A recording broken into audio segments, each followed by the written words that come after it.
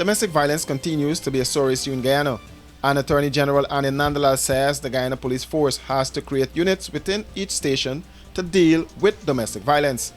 The minister was speaking at a symposium organized by the Ministry of Human Services and Social Security at the Orchard Town Conference Center, Liliendal. Just recently, Alexis Harris, a mother of 4, was stabbed to death by her reputed husband after she walked out of their abusive relationship. The AG believes that the police can do more to prevent domestic violence.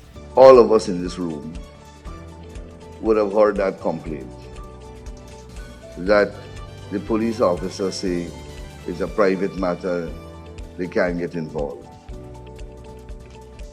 That's completely wrong. Minister of Human Services and Social Security Dr. Vidya Prasad says her ministry has expanded its shelter networks and is looking at temporary safe homes within the communities.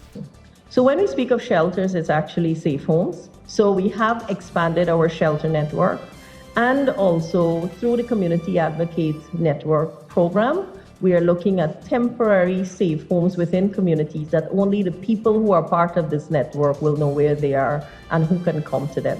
So you have some of that will be in operation. We're also looking at establishing some of those directly related to women through the UNFPA program in terms of safe homes.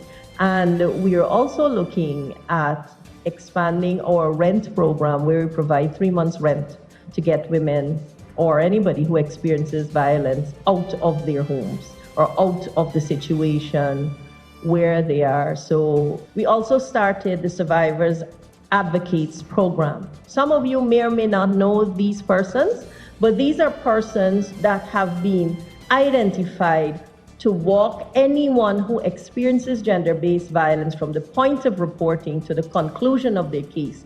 They can go with them to the police station, they can take them to the lawyer, they can get them into a shelter. So it's not leaving people alone. We have that program at the ministry, and we are working to continuously expand that program to all the regions of Guyana, because for this to work, we must be able to have all of our responses across all regions.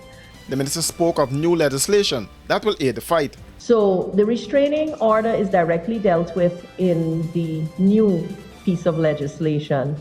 And one of the things I saw time and time again, when people have a protection or restraining order, the perpetrator can still come back and get at them. So it's not only ensuring that that is done faster, which this new legislation provides for, but it is also educating people not to put themselves in danger, because a lot of women go back. They go back. Isn't that so?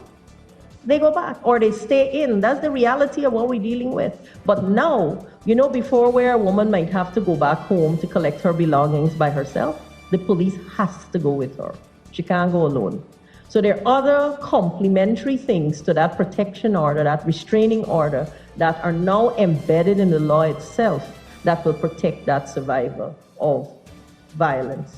You would recall that the Ministry of Human Services and Social Security in 2021 launched COP Squad 2000. That initiative was focused on combating domestic violence. Under that program, police officers were trained on how to handle domestic violence cases.